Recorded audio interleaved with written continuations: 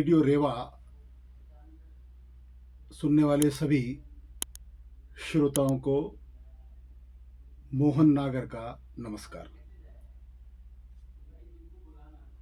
श्रोताओं, रेडियो रेवा के माध्यम से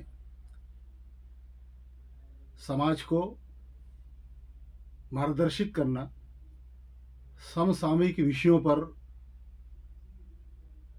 उन्हें जागरूक करना, पर्यावरण,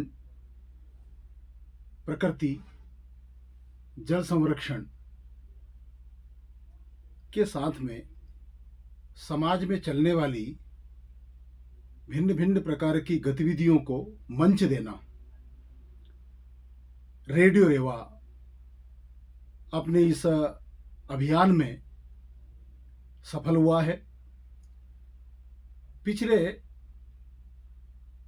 अनेक माह से रेडियो रेवा के माध्यम से हम नर्मदा मैया, प्रकृति और पर्यावरण का संरक्षण कैसे करें, इसका मार्गदर्शन प्राप्त कर रहे हैं। और समाज के जो प्रतिभावान लोग हैं, उनको रेडियो रेवा के माध्यम से एक मंच मिल रहा है।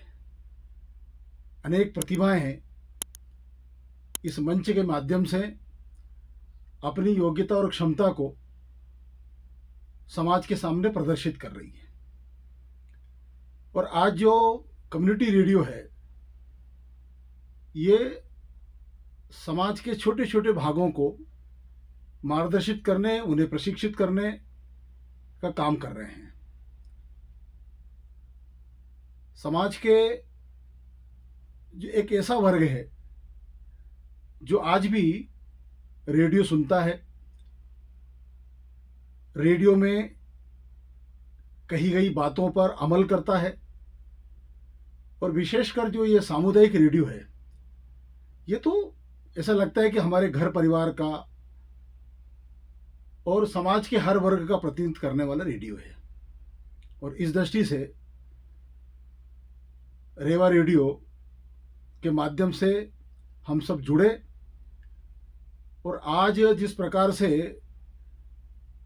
विश्व में पर्यावरण को लेकर के समाज चिंतित है कि हम हमारे इस पर्यावरण का जिस प्रकार से ह्रास हो रहा है, या ग्लोबल वार्मिंग जिसे कहते हैं, हर मौसम जो है वो आगे बढ़ता जा रहा है, बिगड़ता जा रहा है।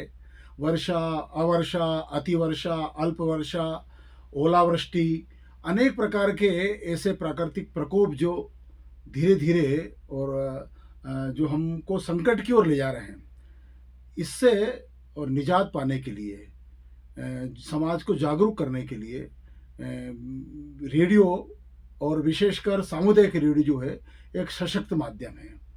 और इसलिए इसके माध्यम से हम माँ नर्मदा का संरक्षण कैसे कर सकते हैं, माँ नर्मदा हमारी सदा नीरा रहे, निर्मल रहे, और सदियों से, हजारों वर्षों से माँ नर्मदा की भक्ति जिस प्रकार से उस पे किनारे रहने वाला समाज कर रहा है, और जिस प्रकार से माँ नर्मदा को अविरल निश्चल बहते हुए हमारे पूर्वजों ने हमको दिया है, तो हमारा यह दायित्व बनता है कि हम भी आने वाली पीढ़ियों को उसी रूप में माँ नर्मदा को दें। माँ नर्मदा के प्रति हमारी जो अगाध श्रद्धा है वो केवल भक्ति भाव तक सीमित नहीं रहे, अपितु माँ स्वच्छ और निर्मल बहे, माँ के किनारे हरियाली से भरे रहे। और इसके लिए हम सबको मिलकर प्रयास करना पड़ेगा।